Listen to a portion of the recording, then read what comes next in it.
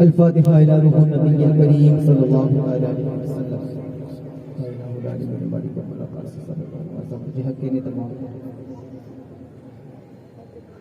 جو کچھ میں بولوں سب سے پہلے مجھے اور بعد میں ہم سب کو عمل کرنے کی توفیق عطا فرما.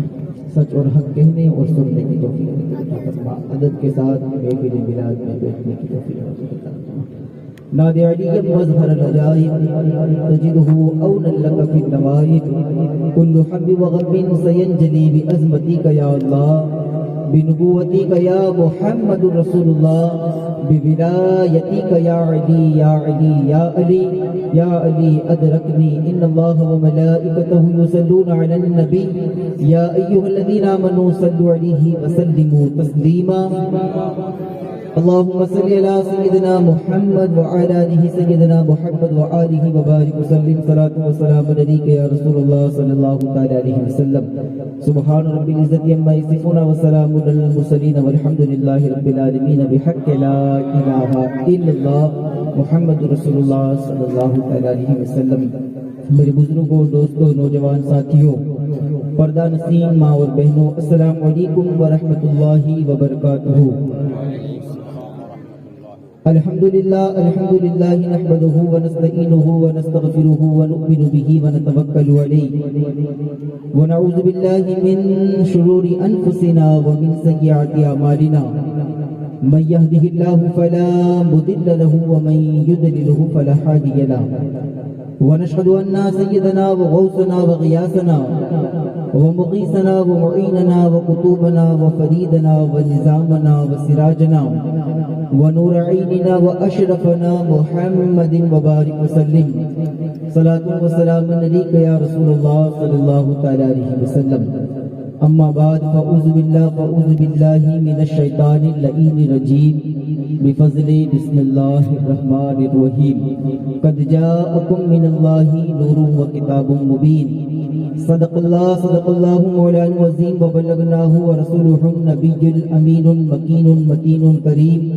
ونحن على ذلك لمن الشاہدین والذاکرین والحمد للہ رب العالمین. آئیے سب سے پہلے ہم اور آپ مل کر گنبد خضرا میں آرام فرمانے والے آقا سیاہ لامکان نور کی آنکھوں کے تارے کشتی ملت کے خیون ہارے کونین میں سب سے انوکھے اور سب سے نرالے دائی حلیمہ کے جگر پارے سیدہ آمینہ کی آنکھوں کے تارے رنگ کے دلارے حضور احمد مجتبی محمد عربی نوح فضا کی بارگاہ بے نیاز میں باواز بلند درود پاک پڑھے. اللہم صلی علی سیدنا محمد وعلی آلہ سیدنا محمد وآلہ وبارک وسلم. صلاۃ وسلام علیک یا رسول اللہ صلی اللہ علیہ وسلم. نبی اور آل نبی کی بارگاہ میں باواز بلند درود پاک پڑھے. اللہم صلی علی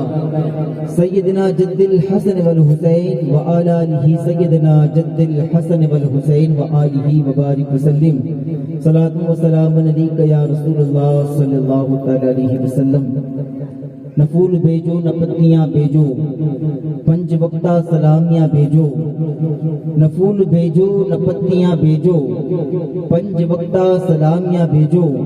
اور یا رسول اللہ ہم نے بھیجے درود کے تحفے آپ جنت کی کیاریاں بھیجو. یا رسول اللہ ہم نے بھیجے درود کے تحفے آپ جنت کی کیاریاں بھیجو. اور شاعر نے بڑی اچھی بات کہی ہے کہ چھین گئے تاجداروں کے، چھین گئے تاجداروں کے اپنے مبارک پاؤں کی جوتیاں بھیجو. اور یا نبی اپنے پاک ہاتھوں سے اس بھوکی امت کو روٹیاں بھیجو. یا نبی اپنے پاک ہاتھوں سے اس بھوکی امت کو روٹیاں بھیجو. خطبہ مسنونہ کے بعد قرآن پاک کی جس آیت کریمہ تلاوت کرنے کا شرف حاصل کیا، اللہ قرآن پاک میں ارشاد فرماتا ہے قد جاءکم من اللہ نور و کتاب مبین. تحقیق کہ تمہارے پاس ایک روشن کتاب آئی اور ایک نور آیا. کل کی محفل میں ہم نے بیان فرمایا تھا کہ اللہ تبارک و تعالیٰ نے سب سے پہلے نور محمدی صلی اللہ تعالیٰ علیہ وسلم کو بنایا. اور نور کو اس لیے بنایا تاکہ بندوں کو پتہ چل جائے کہ اس کائنات میں رب ہے کہ جس نے اس کائنات کو بنایا، جس نے اس دنیا کو بنایا، کوئی ہے کہ جس نے اس دنیا کو بنایا۔ اپنی پہچان کرانے کے لیے اللہ نے نور محمدی کو بنایا، پھر اس نور محمدی کے لیے یعنی رسول خدا صلی اللہ تعالی علیہ وسلم کے لیے ساری مخلوقات کو پیدا فرمایا۔ آسمان کو بنایا میرے نبی پاک صلی اللہ تعالی علیہ وسلم کے لیے، زمین کو بنایا میرے نبی کے لیے، چاند و سورج کو بنایا میرے نبی کے لیے، دنیا کی ہر ایک چیز کو پیدا کیا اللہ نے نبی پاک صلی اللہ تعالی علیہ وسلم کے لیے۔ تو جب تک یہ آسمان رہے گا، جب تک یہ زمین رہے گی، جب تک دنیا کی ہر ایک چیز رہے گا، ہمیں یہ ماننا پڑے گا کہ نبی پاک صلی اللہ تعالی علیہ وسلم بھی زندہ ہے۔ ہمیں یہ ایمان اور عقیدہ رکھنا پڑے گا کہ ہمارے نبی پاک صلی اللہ تعالی علیہ وسلم بھی اس دنیا میں موجود ہیں، اس لیے کہ اللہ نے یہ ساری چیزیں بنائی نبی پاک صلی اللہ تعالی علیہ وسلم کے لیے۔ کل کی محفل میں ہم نے بیان کیا تھا کہ نور محمدی صلی اللہ تعالی علیہ وسلم سے ہر ایک چیز کو اللہ نے خلق کیا، آسمان، چاند و سورج، زمین کو، یہاں تک کہ انبیاء کرام کو، رسولان اعظام کو، نبیوں کو بھی اگر اللہ نے بنایا ہے تو نور محمدی صلی اللہ تعالی علیہ وسلم سے بنایا ہے۔ اس کے بعد نبی پاک صلی اللہ تعالی علیہ وسلم کا ظہور بظاہر طور پر 12 ربیع الاول کو اس دنیا پر ہوتا ہے۔ یاد رکھیے، یہ ہمیں پتا ہے کہ ماہ ربیع الاول کی 12 تاریخ کو رسول خدا صلی اللہ تعالی علیہ وسلم اس دنیا میں ظاہر ہوئے، میرے نبی اس دنیا میں نازل ہوئے۔ لیکن یاد رکھیے یہ ہماری نظر ہے، ہمیں نبی پاک صلی اللہ تعالی علیہ وسلم دکھائی نہ دیے، ہمیں نظر ماہ ربیع الاول کی 12 تاریخ کو آئے ہیں، لیکن اگر اللہ نے کسی چیز کو سب سے پہلے پیدا کیا ہے تو وہ نبی کے نور کو پیدا فرمایا ہے۔ یہ ہماری کمزوری ہے کہ ہمیں اس بات کا علم بعد میں ہوا، ورنہ اللہ نے سب سے پہلے نور محمدی صلی اللہ تعالی علیہ وسلم کو بنایا۔ میرے نبی پاک صلی اللہ تعالی علیہ وسلم کو اللہ نے جس قبیلے میں، جس خاندان میں پیدا فرمایا، وہ قبیلہ بھی بڑا افضل و اعلیٰ قبیلہ تھا، قبیلہ بنو ہاشم کہ ملک عرب کے اندر، مکہ کے اندر اگر تمام قبیلوں میں اگر سب سے افضل و اعلیٰ کوئی قبیلہ تھا تو وہ قبیلہ بنو ہاشم۔ تو اللہ نے قبیلہ بنو ہاشم کے اندر میرے نبی پاک صلی اللہ تعالی علیہ وسلم کو پیدا کیا۔ حضرت عبد المطلب کہ جو سرکار دو عالم صلی اللہ تعالی علیہ وسلم کے دادا جان ہیں، ان کا رتبہ بھی کچھ کم نہیں۔ آپ تاریخ پڑھیں، سرکار عبد المطلب اس شان کے مالک تھے کہ خانہ کعبہ کی چابیاں بھی ان کے ہاتھوں میں ہوا کرتی تھی۔ خانہ کعبہ کی کنجیاں، خانہ کعبہ کی چابیاں ان کے ہاتھوں میں ہوتی تھی۔ سرکار عبد المطلب اس شان کے مالک ہیں کہ اگر حج کرنے کے لیے کعبہ شریف کے اندر کوئی آتا تو ان حاجیوں کو کھانا حضرت عبد المطلب کے گھر سے کھلایا جاتا، ان حاجیوں کو کھانا حضرت عبد المطلب کے گھر سے کھلایا جاتا۔ اس شان کے مالک ہے، اور کیوں نہ ہو، اس لیے کہ اللہ تبارک و تعالیٰ نے محبوب پاک صلی اللہ تعالی علیہ وسلم رسول خدا کو جس خاندان میں رکھا ہو، پھر وہ خاندان سب سے افضل و اعلیٰ کیوں نہ ہو، وہ خاندان سب سے بڑا خاندان کیوں نہ ہو۔ میرے نبی پاک صلی اللہ تعالی علیہ وسلم کے دادا حضرت عبد المطلب، میں نے کل بیان کیا تھا کہ اللہ نے زمزم کی جو انہوں نے کھدائی کی تھی، زمزم کا جو کنواں انہوں نے کھودا تھا، اللہ تبارک و تعالیٰ ان سے خوش ہوا اور انہوں نے دعا مانگی تھی، پروردگار عالم تو مجھے بیٹے عطا فرما، تو مجھے اولاد عطا فرما۔ اللہ نے ان کی دعا کو قبول کی اور اللہ نے انہیں 10 بیٹے عطا فرمائے۔ 10 بیٹوں میں حضرت عبداللہ رضی اللہ تعالی عنہ، حضرت عبداللہ علیہ السلام یہ جو سرکار دو عالم صلی اللہ تعالی علیہ وسلم کے والد بزرگوار ہیں۔ آپ تاریخ پڑھیں کہ حضرت عبد المطلب کے 10 بیٹوں میں بھی اگر سب سے افضل و اعلیٰ کوئی تھا تو وہ حضرت عبداللہ رضی اللہ تعالی عنہ۔ حضرت عبداللہ علیہ السلام ہر چیز سے حسن و جمال میں، خوبصورتی میں، زود و اتقاء میں، عبادت میں اگر افضل و اعلیٰ کوئی ہے ہم حضرت عبد المطلب کے بیٹوں میں تو وہ حضرت عبداللہ علیہ السلام، یہ سرکار دو عالم صلی اللہ تعالی علیہ وسلم کے والد ہیں، اور اللہ کے رسول صلی اللہ تعالی علیہ وسلم کی والدہ جن کا نام حضرت آمینہ سلام اللہ علیہا۔ عرب کی عورتوں میں اگر سب سے افضل و اعلیٰ کوئی عورت تھی تو حضرت آمینہ رضی اللہ تعالی عنہ۔ اور ان کو بھی اللہ تبارک و تعالیٰ نے بڑا کمال عطا فرمایا تھا. کمال عطا اسی لیے فرمایا تھا کہ رسول خدا صلی اللہ تعالیٰ علیہ وسلم کو ان کے گھر پیدا ہونا تھا. رسول خدا کو ان کے گھر رسول خدا کے ان کے گھر ولادت ہونے والی تھی. یہاں تک ہمارا بیان ہوا تھا. پھر نبی پاک صلی اللہ تعالیٰ علیہ وسلم کے والد حضرت عبداللہ علیہ السلام ان کا پہلے ہی انتقال ہو چکا تھا. رب کی مرضی سے اس دار فانی سے وہ کچھ کر چکے تھے. رسول خدا صلی اللہ تعالیٰ علیہ وسلم کی ولادت ہوئی تو اس وقت عرب کا ایک دستور تھا کہ عرب کے اندر جب کوئی بچہ پیدا ہوتا تو دائیاں انہیں لے کر اپنے گھر چلی جاتی اور دائیاں انہیں دودھ پلایا کرتی. رسول خدا صلی اللہ تعالیٰ علیہ وسلم کی ولادت بھی ہوئی. دائیاں عرب کے اندر آئی. کئی دائیاں ہر ایک بچے کو لے کر چلی گئی لیکن کوئی بھی سرکار دو عالم صلی اللہ تعالیٰ علیہ وسلم کو لینے کے لیے نہیں آیا. اس لیے کہ سرکار دو عالم صلی اللہ تعالیٰ علیہ وسلم یتیم تھے. ان کے سر پر باپ کا سایہ نہیں تھا. دائیوں نے سوچا کہ اگر اس محمد کو ہم نے لے لیا ان سے ہمیں کیا ملے گا, یہ ہمیں کیا دیں گے. کسی نے انہیں اپنے گھر لینے کی کوشش نہ کی. کوئی بھی انہیں اپنے گھر لے کر نہ گیا. حضرت حلیمہ سعدیہ رضی اللہ تعالیٰ عنہ یہ بھی ایک دائی تھی. جب یہ عرب کے اندر بچوں کو لینے کے لیے آئی تو عرب کے اندر کوئی بھی اور بچہ نہیں تھا سوائے رسول خدا صلی اللہ تعالیٰ علیہ وسلم کے. حلیمہ سعدیہ نے سوچا اگر لے جانا ہی ہے تو اس محمد صلی اللہ تعالیٰ علیہ وسلم کو لے جاؤں. حلیمہ سعدیہ رسول خدا صلی اللہ تعالیٰ علیہ وسلم کو لے کر اپنے گھر گئی. آج ہم بیان کرتے ہیں کہ حلیمہ سعدیہ نے سرکار دو عالم صلی اللہ تعالیٰ علیہ وسلم کو پالا.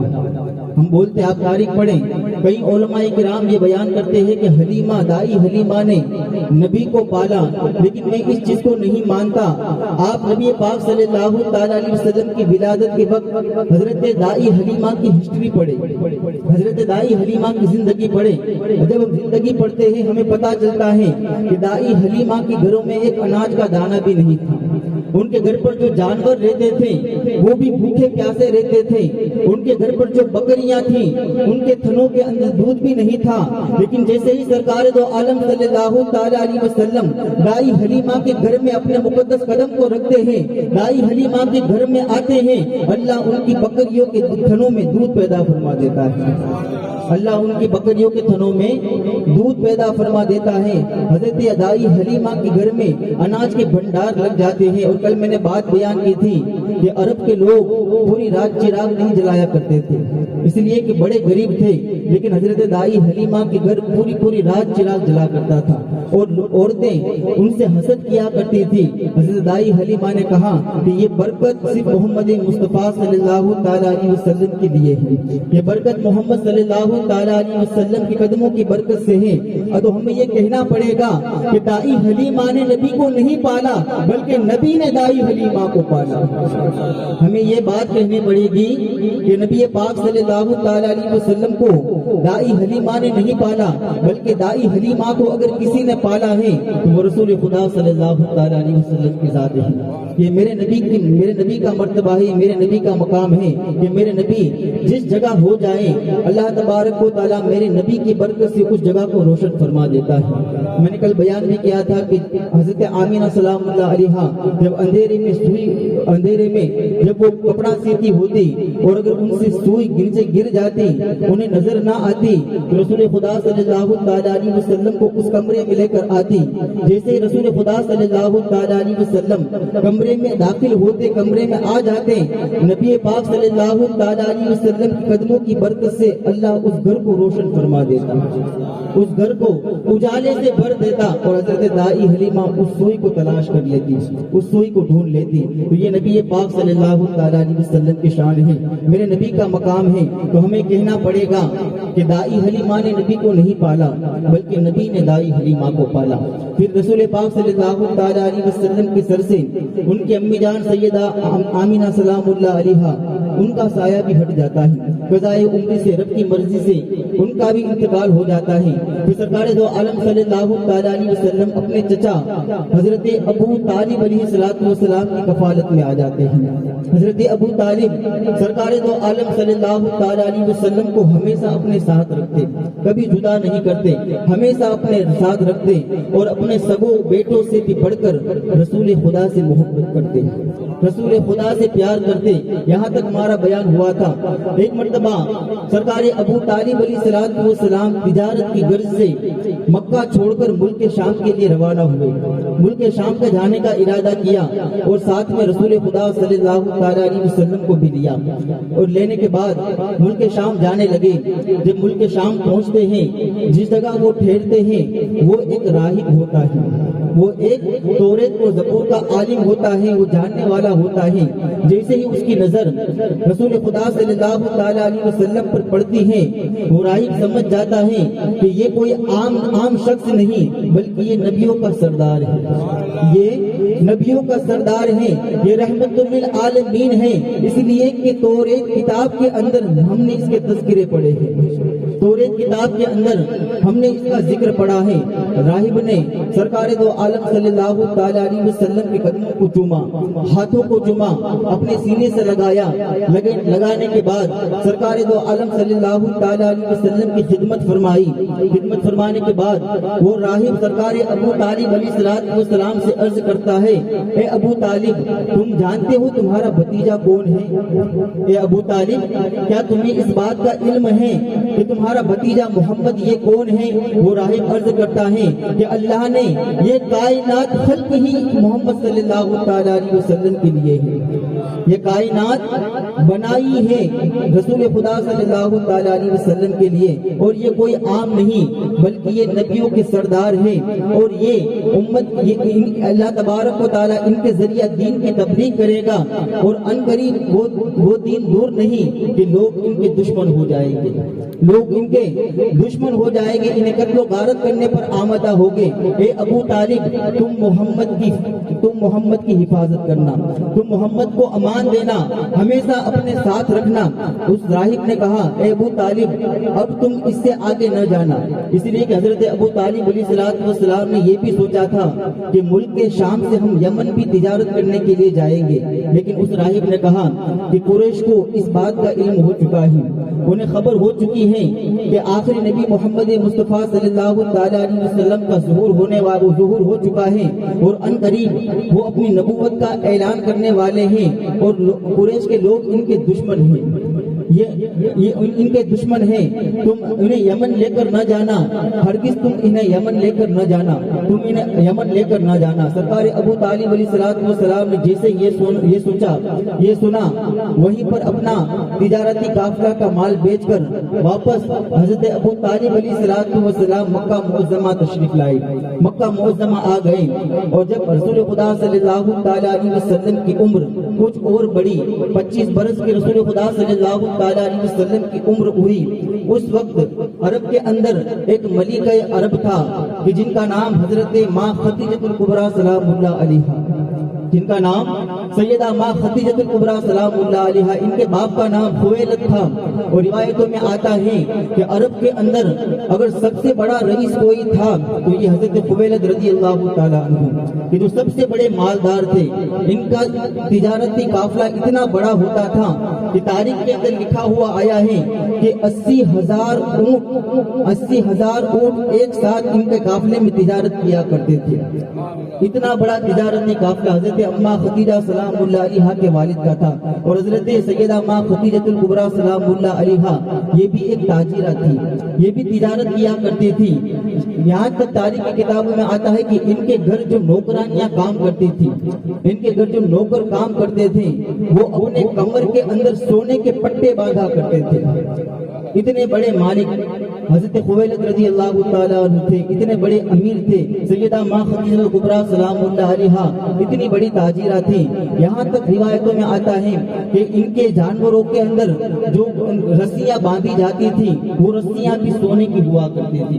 اتنے بڑے مالک حضرت سیدہ ماں خدیجہ الکبریٰ سلام اللہ علیہا اتنے بڑے امیر تھے، لیکن جب ان کا قافلہ مکہ سے ملک شام کے لیے گزرتا، اور جب مکہ کے اندر ان کا تجارت تجارتی قافلہ داخل ہوتا تو مکہ کے کچھ لوگ حضرت ماں خدیجہ کبریٰ سلام اللہ علیہا کے قافلے کو لوٹ لیتے،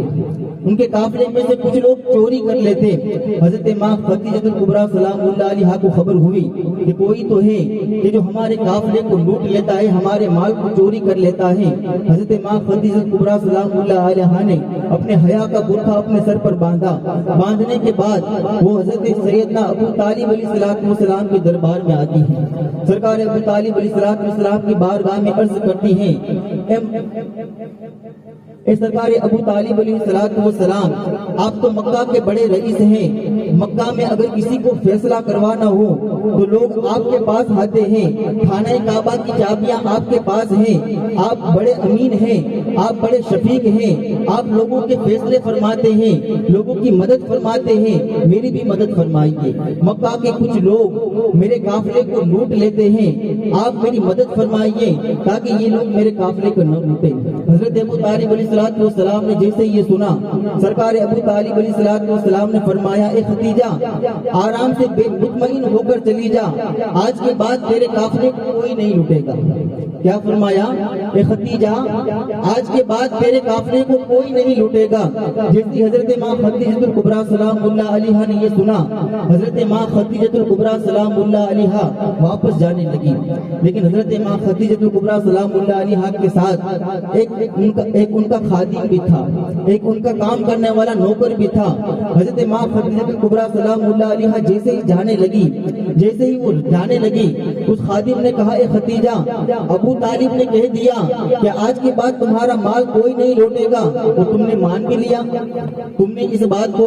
تسلیم بھی کر لیا، آخر کوئی تدبیر تو نکالی نہیں، کیا کرے گے؟ تجارتی قافلے کا رستہ بدلے گے، کوئی حفاظت کرنے والے رکھے گے، آخر کوئی تدبیر تو بتائی نہیں، آخر تم نے کیسے بھروسہ کر لیا؟ حضرت ماں خدیجہ کبریٰ سلام اللہ علیہا اس نوکر کے منہ پر اپنا ہاتھ رکھتے ہیں اور ہاتھ رکھنے کے بعد اس نوکر کو جواب دیتے ہیں، اے میرے خادم چپ ہو جا، یہ کوئی عام نہیں بلکہ یہ بنو ہاشم کے لوگ ہیں،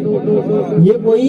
عام نہیں بلکہ یہ بنو ہاشم کے لوگ ہیں، ان کا تعلق بنو ہاشم سے ہے اور یہ جو بولتے ہیں اللہ وہ کر دیتا ہے۔ نعرہ تکبیر، نعرہ رسالت، جشن عید میلاد النبی۔ یہ جو بولتے ہیں اللہ اس چیز کو کر دیتا ہے، خاموش ہو جا۔ سرکار ابو طالب علیہ السلام کے دربار میں یہ شکایت آئی، سرکار ابو طالب علیہ السلام نے مکہ کے اس وقت جتنے بھی لوگ تھے سب کو اپنے پاس بلایا، بلانے کے بعد کہا، سنو تمہاری شکایت میرے پاس آئی ہے۔ حضرت خدیجہ کبریٰ سلام اللہ علیہا ایک تاجرہ ہیں، وہ کام کاج کیا کرتی ہیں اور مجھے خبر ملی ہے کہ مکہ کے کچھ لوگ ان کے قافلے کو لوٹ لیتے ہیں، ان کے قافلے میں سے چوری کر لیتے ہیں، اور مکہ کے لوگ تم لوگ ہو، اور مکہ کے تم لوگ ہو۔ میں تمہیں ایک مشورہ دیتا ہوں، روایتوں میں یہ بات لکھی ہوئی ہے کہ سرکار ابو طالب علیہ السلام نے اس وقت مکہ والوں کو ایسے جملے کہیں کہ مکہ والوں نے اپنے سروں کو نیچے جھکا دیا تھا، اپنے سروں کو نیچے جھکا دیا تھا۔ سرکار ابو طالب علیہ السلام نے فرمایا، اے مکہ والو سنو، خدیجہ کبریٰ یہ ایک عورت ہے اور یہ ایک تاجرہ ہے، اور عورتوں کے مال کو لوٹنا یہ کوئی مردوں والی بات نہیں ہے۔ تاریخ کے اندر یہ بات لکھی ہوئی ہے، سرکار ابو طالب علیہ السلام نے یہ جملے کہیں کہ عورتوں کے مال کو لوٹنا یہ کوئی مردانگی کی بات نہیں۔ جیسے ہی لوگوں مکہ والوں نے یہ سنا، مکہ والوں نے اپنی نظروں کو نیچے جھکا دیا، اپنی نظروں کو نیچے۔ نعرہ تکبیر، نعرہ رسالت، نعرہ حیدری، جشن عید میلاد النبی، نعرہ تکبیر، نعرہ رسالت۔ سبحان اللہ، سبحان اللہ۔ درود پاک پڑھے، اللہم صلی علی سیدنا محمد وعلی آلہ سیدنا محمد وآلہ وبارک وسلم، صلاۃ و سلام علیک یا رسول اللہ صلی اللہ علیہ وسلم۔ سرکار ابو طالب علیہ السلام نے اس وقت یہ اعلان کیا کہ عورتوں کے مال کو لوٹنا یہ کوئی مردانگی کی بات نہیں۔ تمام اس وقت مکہ کے جو ایسے لوگ تھے کہ جو لٹیرے تھے، جو مالوں کو چوری کیا کرتے تھے، انہوں نے اپنی گردنوں کو نیچے جھکا دیا۔ سرکار ابو طالب علیہ السلام سے مکہ کے لوگوں نے کہا اے ابو طالب تم نے ہمیں مشورہ دیا ٹھیک ہے ہم تمہارے مشورے کو قبول کرتے ہیں لیکن ہمارے پاس کاروبار کے لیے کوئی ساز و سامان نہیں ہم اپنی زندگی کو کیسے گزارے ہمارے پاس کوئی مال و اسباب نہیں کہ جس سے ہم اپنا گزارا کریں سرکار ابو طالب علیہ السلام نے جیسے ہی یہ سنا سرکار ابو طالب علیہ السلام نے فرمایا کہ تم نے ہمیں پہلے کیوں نہیں بتایا کہ تمہارے پاس کاروبار کرنے کے لیے کوئی کام نہیں آؤ میں تمہیں کاروبار کرنا سکھاتا ہوں اس وقت سرکار ابو طالب علیہ السلام نے مکہ والوں کو کہا کہ تمہارے پاس جو کچھ بھی ہے وہ تم مجھے دے دو تمہارے پاس جو کچھ بھی ہے وہ تم حضرت خدیجہ کبریٰ سلام اللہ علیہا کو دے دو اگر کوئی ایک بکری دے گا جب یہ قافلہ جائے گا جب یہ قافلہ واپس تجارت کر آ جائے جس نے ایک بکری دی ہے وہ مجھ سے 2 بکری لے لے وہ مجھ سے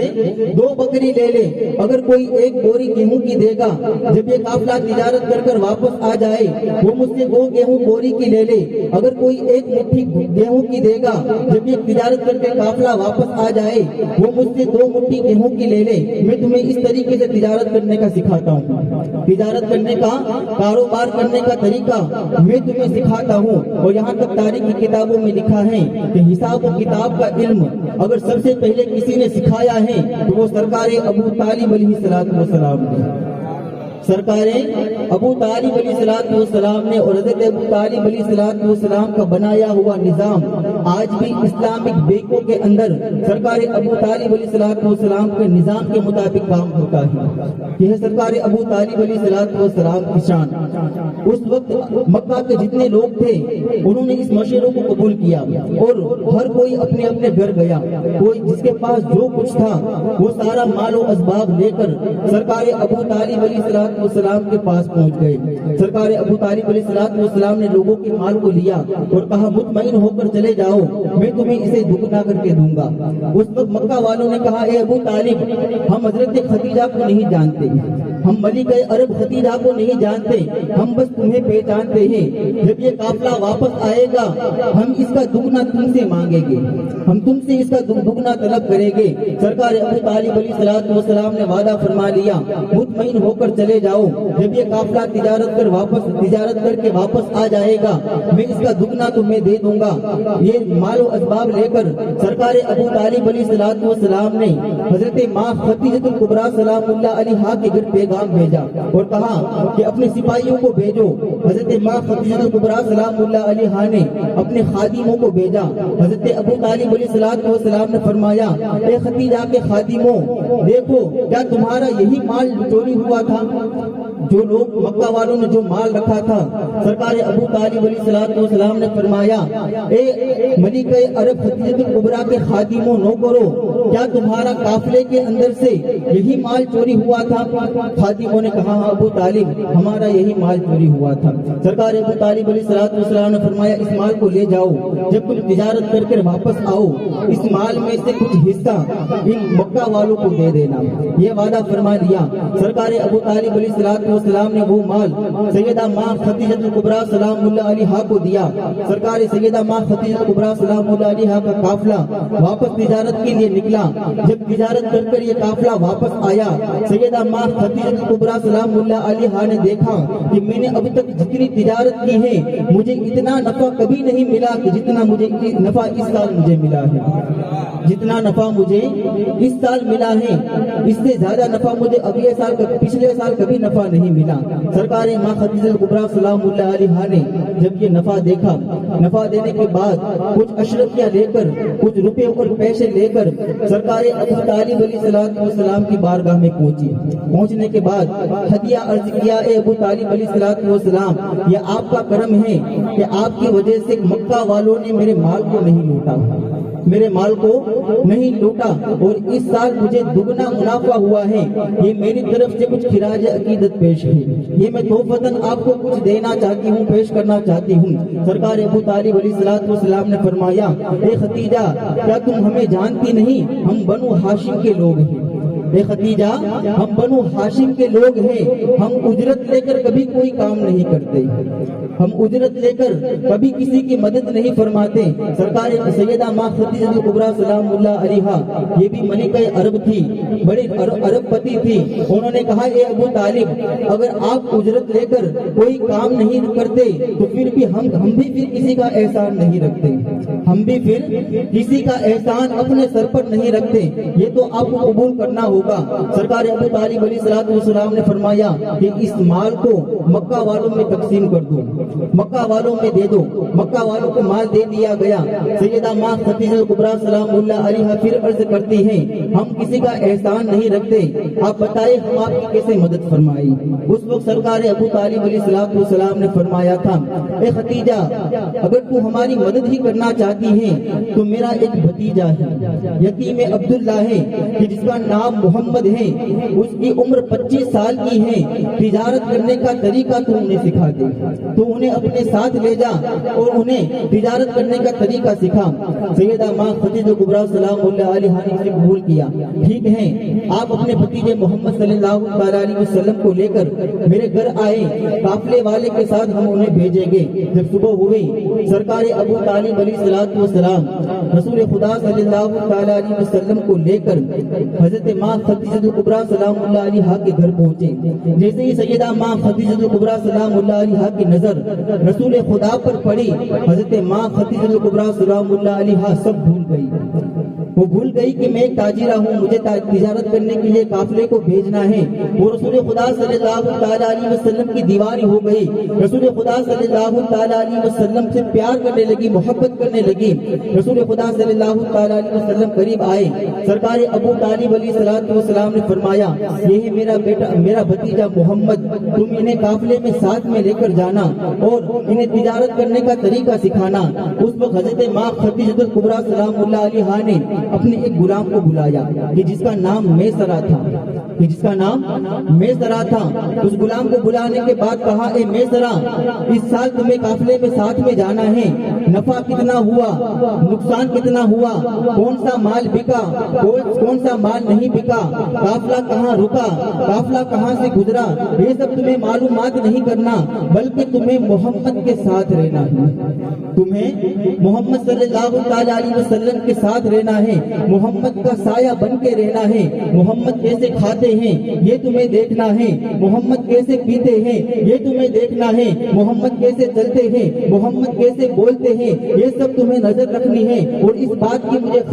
خبر دینی ہے، اور تمہیں محمد کا سایہ بن کر رہنا ہے۔ میسرہ نے جب یہ سنا اس وقت میسرہ نے رسول خدا صلی اللہ علیہ وسلم کے سامنے دیکھا، پھر سیدہ ماں خدیجہ کبریٰ سلام اللہ علیہا کے سامنے دیکھا، پھر رسول خدا کے سامنے دیکھا۔ میسرہ غلام نے سیدہ ماں خدیجہ کبریٰ سلام اللہ علیہا سے عرض کی اے خدیجہ کبریٰ، اے ملکہ عرب، تو مجھے اس کا سایہ بنا رہی ہے کہ جس کا تو دنیا میں سایہ ہی نہیں ہے، تو مجھے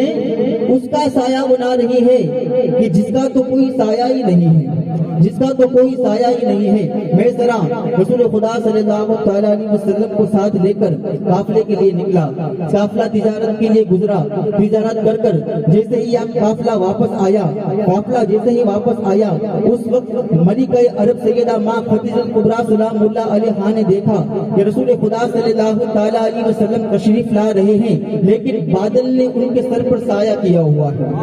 بادل نے ان کے سر پر سایہ کیا ہوا ہے۔ میسرہ فوراً حضرت ماں خدیجہ کبریٰ سلام اللہ علیہا کے پاس آیا، آ کر عرض کرنے لگا اے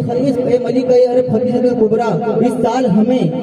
تجارت میں بڑا فائدہ ہوا ہے، بڑا منافع ہوا ہے، اس سال ہمیں کوئی بھی گھاٹا نہیں ہوا۔ سیدہ ماں خدیجہ کبریٰ سلام اللہ علیہا اس میسرہ کو حکم دیتی ہے اے میسرہ خاموش ہو جا، تجارت میں کتنا مال بکا اس بات کی مجھے خبر نہ دے، مجھے یہ بتا محمد کیسے چلتے تھے، مجھے یہ بتا محمد کیسے کھاتے تھے، محمد کیسے پیتے تھے۔ وہ میسرہ عرض کرتا ہے اے ملکہ عرب، اے خدیجہ کبریٰ، محمد جب چلتے تھے تو درخت ان کے آگے اپنے سروں کو جھکا دیتے تھے۔ نعرہ تکبیر، نعرہ رسالت، جشن عید میلاد النبی۔ اے خدیجۃ الکبریٰ، محمد صلی اللہ تعالیٰ علیہ وسلم جب گزرتے تھے تو درخت اپنے ٹہنیوں کو ان کے آگے جھکا دیتے تھے۔ محمد صلی اللہ تعالیٰ علیہ وسلم جب چلتے تھے بادل ان کے سر پر سایہ کرتا ہوا نظر آتا تھا۔ جب ہمیں بھوک لگتی محمد صلی اللہ تعالیٰ علیہ وسلم دعا کے لیے ہاتھ اٹھاتے، اللہ جنت سے کھانا بھیج دیتا تھا۔ جب ہمیں پیاس لگتی محمد جس زمین پر اپنی انگلی کو رکھ دیتے، اللہ اس سے پانی کا چشمہ باہر فرما دیتا تھا۔ اللہ اس زمین سے پانی کو باہر نکال دیتا تھا۔ سیدہ ماں خدیجہ الکبریٰ سلام اللہ علیہا، جس ہی انہوں نے یہ شان سنی، سیدہ ماں خدیجہ الکبریٰ سلام اللہ علیہا نے اپنے غلام میسرہ سے عرض کی، اے میسرہ، یہ تو نے خوبیاں بتائی ہیں، مجھے یہ بتا کیا محمد میں کوئی عیب بھی ہے؟ مجھے یہ بتا کیا محمد صلی اللہ تعالیٰ علیہ وسلم میں کوئی عیب بھی ہے؟ محمد صلی اللہ تعالیٰ علیہ وسلم میں کوئی عیب بھی ہے؟ اس وقت میسرہ عرض کرتا ہے، اے خدیجۃ الکبریٰ، مجھے تیری عزت کی قسم، یا اللہ وہ بے عیب ہے یا محمد بے عیب ہے۔ جیسے وہ اللہ بے عیب ہے ویسے ہی محمد صلی اللہ تعالیٰ علیہ وسلم بھی بے عیب ہے، ویسے محمد صلی اللہ تعالیٰ علیہ وسلم بھی بے عیب ہے۔ جیسے ہی سیدہ ماں خدیجہ الکبریٰ سلام اللہ علیہا نے رسول خدا کی یہ سیرت سنی، یہ شان سنی، سیدہ ماں خدیجہ الکبریٰ سلام اللہ علیہا نے اپنے غلام سے کہا، اے میسرہ غلام، میں 100 اونٹ سونا میں تجھے دیتی ہوں۔ کتنے؟ 100 اونٹ سونا میں تجھے تحفتاً دیتی ہوں، 100 اونٹ چاندی میں تجھے دیتی ہوں۔ میری یمن کی جتنی جائیداد ہے، جتنی ملکیت ہے، وہ ساری ملکیت میں تجھے دیتی ہوں۔ تجھے کام بس میرا اتنا کرنا ہے کہ میرا نکاح کا پیغام لے کر ابو طالب کے گھر جانا ہے، میرا نکاح کا پیغام لے کر ابو طالب کے گھر جانا ہے، اور تجھے عرض کرنی ہے کہ خدیجہ الکبریٰ سلام اللہ علیہا نے محمد صلی اللہ تعالیٰ علیہ وسلم سے نکاح کی خواہش ظاہر کی ہے۔ جب میسرہ نے یہ سنا، میسرہ نے کہا، اے ملک عرب، 100 اونٹ تجھے مبارک، یمن کی ساری جائیداد تجھے مبارک، 100 اونٹ چاندی یہ بھی تجھے مبارک، یہ سب مجھے نہیں چاہیے، اس لیے کہ تیرا کام بڑا مشکل ہے اور اجرت تھوڑی ہے، تیرا کام بڑا مشکل ہے، یہ اجرت تھوڑی ہے۔ سیدہ ماں خدیجہ الکبریٰ سلام اللہ علیہا عرض کرتی ہے، تو نوکر ہو کر تو نے اپنی اوقات دکھا دی۔ میسرہ ہاتھ جوڑ کر عرض کرتا ہے، اے خدیجہ الکبریٰ، یمن کی ساری جائیداد میں نہیں لینا چاہتا، یہ تجھے مبارک، 100 اونٹ چاندی یہ بھی تجھے مبارک، 100 اونٹ سونا یہ بھی تو اپنے پاس رکھ لے، نکاح کا پیغام لے کر میں چلا جاتا ہوں، نکاح کا پیغام لے کر میں جاتا ہوں، بس تجھے کام اتنا کرنا ہے، مجھے اتنا علم ہے، مجھے اتنا پورا یقین ہے کہ اگر تیرا نکاح محمد کے ساتھ ہو جاتا ہے تو جنت تیرے بچوں کی محبت کا نام ہے۔ اگر تیرا نکاح محمد صلی اللہ تعالیٰ علیہ وسلم کے ساتھ ہو جاتا ہے تو جنت کسی اور چیز کا نام نہیں بلکہ تیرے بچوں کی محبت کا نام ہی جنت ہے، تیرے بچوں کی محبت کا نام ہی جنت ہے۔ اے خدیجہ، تجھے وعدہ کرنا ہے کہ اگر تیرا نکاح ہو جائے تو جنت کا مجھ سے وعدہ کر۔ سیدہ ماں خدیجہ الکبریٰ سلام اللہ علیہا نے نکاح کا پیغام بھیجا۔ آج ہم سوچتے ہیں کہ نکاح کا پیغام یقیناً بچوں کے بیٹوں کی طرف سے ہوتا ہے، لڑکے والوں کی طرف سے نکاح کا پیغام ہوتا ہے، لیکن سیدہ ماں خدیجہ الکبریٰ سلام اللہ علیہا وہ واحد ہستی ہیں کہ جنہوں نے عورت ہو کر اپنا نکاح کا پیغام بھیجا۔ اس وقت سیدہ ماں خدیجہ الکبریٰ سلام اللہ علیہا نے رب کی بارگاہ میں عرض کی ہوگی، پروردگار عالم، میں ایک عورت ہوں، میری انا ہے، میری حیا ہے، اگر میں نکاح کا پیغام بھیجوں گی لوگ میرے بارے میں کیا کہیں گے، لوگ میرے بارے میں کیا سوچیں گے؟ لیکن رب کی بارگاہ سے سیدہ ماں خدیجہ الکبریٰ سلام اللہ علیہا کو جواب ملا ہوگا، اے خدیجہ، نانا نکاح کا پیغام تجھے ہی بھیجنا ہے، نکاح کا پیغام تجھے ہی بھیجنا ہے، اس لیے کہ اگر محمد صلی اللہ تعالیٰ علیہ وسلم کی جانب سے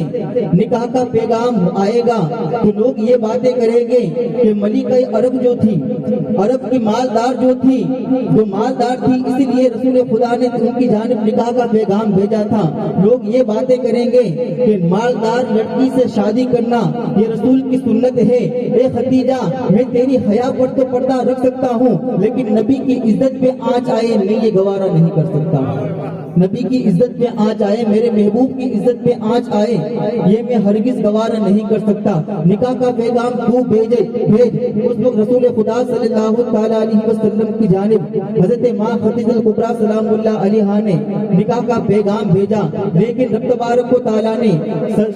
سیدنا حضرت ماں خدیجہ الکبریٰ سلام اللہ علیہا کو جواب دیا ہوگا، اے خدیجہ ہل جزاء الاحسان الی الاحسان، کہ بے شک احسان کا بدلہ احسان ہی ہوتا ہے۔ تو نکاح کا پیغام محمد صلی اللہ تعالیٰ علیہ وسلم کے پاس بھیج، میں قیامت تک محمد کی یہ شریعت بنا دوں گا کہ نکاح جب ہوگا تو قاضی سب سے پہلے لڑکی کی رضا پوچھے گا اور بعد میں لڑکے کی رضا پوچھے گا۔ قاضی سب سے پہلے لڑکی کی رضا پوچھے گا اور بعد میں لڑکے کی رضا پوچھے گا۔ آج جب ہمارے یہاں نکاح ہوتا ہے تو نکاح پڑھانے والا سب سے پہلے جو ایجاب و قبول کرتا ہے وہ لڑکی سے کرتا ہے، لڑکی سے پہلے پوچھتا ہے کہ تمہیں نکاح قبول ہے کہ نہیں، اگر وہ ہاں کہہ دے پھر اس کے بعد لڑکے سے پوچھا جاتا ہے۔ تو یہ لڑکیوں پر، عورتوں پر سیدہ ماں خدیجہ الکبریٰ سلام اللہ علیہا کا کرم ہے کہ سیدہ ماں خدیجہ الکبریٰ سلام اللہ علیہا نے اپنا نکاح کا پیغام بھیجا، لیکن قیامت تک عورتوں کو یہ افضلیت بخشی، یہ شان بخشی کہ نکاح میں سب سے پہلے ایجاب و قبول کیا جائے گا تو پہلے لڑکیوں سے کیا جائے گا اور بعد میں لڑکوں کو پوچھا جائے گا۔ سیدہ ماں خدیجہ الکبریٰ سلام اللہ علیہا نے حضرت ابو طالب علیہ السلام کے گھر نکاح کا پیغام بھیجا۔ سرکار دو عالم صلی اللہ تعالیٰ علیہ وسلم بھی موجود ہیں۔ سیدنا ابو طالب علیہ السلام نے عرض کی، یا سیدی، یا سرکار دو عالم صلی اللہ تعالیٰ علیہ وسلم، اے محمد تمہارا کیا ارادہ ہے؟ سرکار دو عالم صلی اللہ تعالیٰ علیہ وسلم نے عرض کی، ارشاد فرمایا، یا چچا ابو طالب، اے میرے شفیق چچا، آپ جو چاہے وہ کر سکتے ہیں، میں آپ کی رضا پر راضی ہوں۔ سرکار ابو طالب علیہ السلام نے اس پیغام کو قبول فرما لیا، اور جب نکاح کی تیاری ہوئی، بھائی رسول خدا صلی اللہ تعالیٰ علیہ وسلم کا نکاح وہ کیسا نکاح ہوگا؟ وہ رسول خدا صلی اللہ تعالیٰ علیہ وسلم کہ جن کے لیے اللہ نے اس کائنات کو خلق فرمایا، وہ رسول خدا صلی اللہ تعالیٰ علیہ وسلم کے نکاح کی رونق کیسی ہوگی؟ آج جب ہمارے گھر نکاح ہوتا ہے، ہمارے گھروں میں سجاوٹیں ہوتی ہیں، لوگ خوش ہوتے ہیں، الگ الگ نئے نئے لباس پہنے جاتے ہیں، یہ تو ہمارے نکاح کا حال ہے، لیکن اللہ نے جس کے لیے اس کائنات کو پیدا کیا ان کے نکاح کا عالم کیا ہوگا،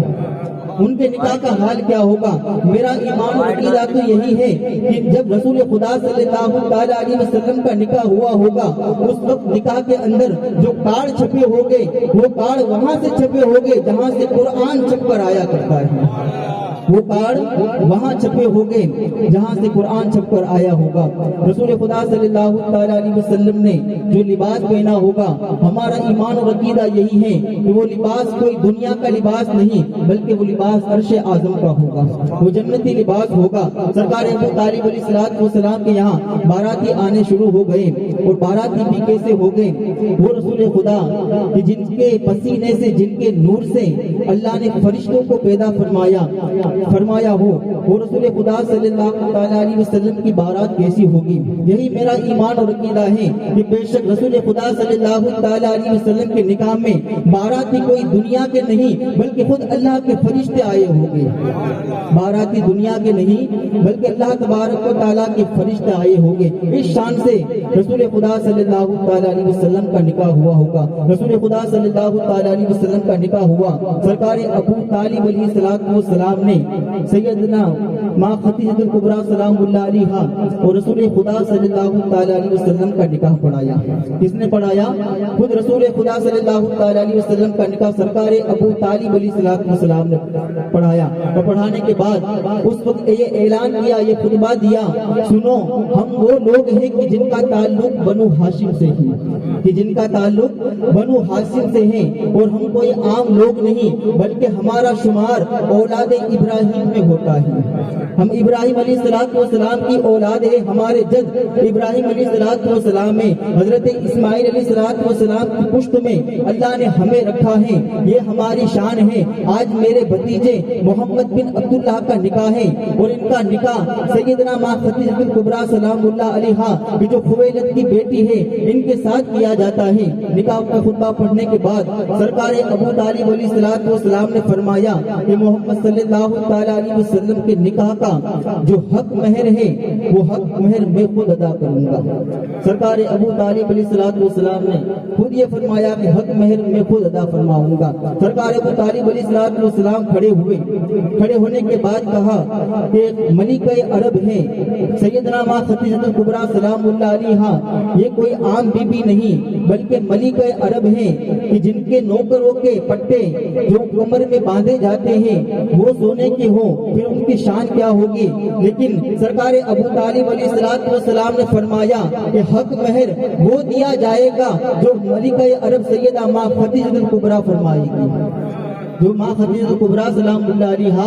کہے گی وہ حق مہر دیا جائے گا۔ لوگ سوچ میں پڑ گئے کہ یہ تو ملکہ عرب ہے، اتنی دولت ان کے پاس ہے، 80,000 اونٹ ان کے تجارتی قافلے میں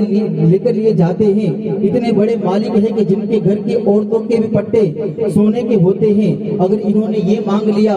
وہ مانگ لیا، یہ مانگ لیا وہ مانگ لیا تو سرکار ابو طالب علیہ السلام انہیں کہاں سے دیں گے، یہ انہیں کیسے عطا فرمائے گے؟ لیکن سرکار دو عالم صلی اللہ تعالیٰ علیہ وسلم سمجھ چکے کہ لوگوں کے ذہنوں میں کیا ہے۔ سرکار ابو طالب علیہ السلام نے فرمایا اے لوگوں رنجیدہ نہ ہو، سوچ میں نہ پڑ جاؤ، یہ کائنات کی جتنی خزانے ہیں یہ خزانے اللہ نے محمد کے ہاتھوں میں رکھے ہیں، یہ سارے خزانوں کی چابیاں اللہ نے محمد صلی اللہ تعالیٰ علیہ وسلم کے ہاتھوں میں رکھی ہیں۔ جیسے ہی یہ سنا سیدنا ماں خدیجہ الکبریٰ سلام اللہ علیہا نے پردے میں سے آواز لگائی، ہم یہ اعلان کرتے ہیں کہ ہم نے یہ نکاح کوئی مہر لینے کے لیے نہیں کیا ہے، ہم نے نکاح مہر لینے کے لیے نہیں کیا ہے بلکہ ہم نے یہ نکاح تو اس لیے کیا ہے کہ محمد جیسا اس دنیا میں کوئی نہیں ہے، محمد صلی اللہ تعالیٰ علیہ وسلم جیسا اس دنیا میں کوئی نہیں ہے۔ اس وقت سیدنا ماں خدیجہ الکبریٰ سلام اللہ علیہا نے یہ اعلان کیا کہ میرے پاس جتنی دولت ہے، میرے پاس جتنی ملکیت ہے، یہ ساری ملکیت میں محمد صلی اللہ تعالیٰ علیہ وسلم کے قدموں میں ڈال دیتی ہوں، یہ ساری ملکیت محمد صلی اللہ تعالیٰ علیہ وسلم قدموں میں ڈال دیتی ہوں، میں بھی اپنی ساری زندگی محمد صلی اللہ تعالیٰ علیہ وسلم کے لیے قربان کرتی ہوں، اور میں اپنا سارا مال محمد صلی اللہ تعالیٰ علیہ وسلم کے لیے قربان کرتی ہوں۔ یہ سیرت سیدہ ماں خدیجہ الکبریٰ سلام اللہ علیہا۔ تو یہ جو دین اسلام پھیلا ہے، یہ دین اسلام دو چیزوں سے پھیلا ہے، ایک تو سیدنا ماں خدیجہ الکبریٰ سلام اللہ علیہا کے مال سے پھیلا ہے، اور دوسرا سیدنا ابو طالب علیہ السلام کی آل اور اولاد سے پھیلا ہے، سرکار ابو طالب علیہ السلام کی خون سے پھیلا ہے۔ سب جب نکاح ہوا، نکاح ہونے کے بعد عرب کے لوگوں کو یہ گوارا نہ ہوا، انہیں یہ بات برداشت نہ ہوئی کہ ملکہ عرب سیدنا ماں خدیجہ الکبریٰ سلام اللہ علیہا کا نکاح ایک یتیم عبداللہ سے ہو گیا،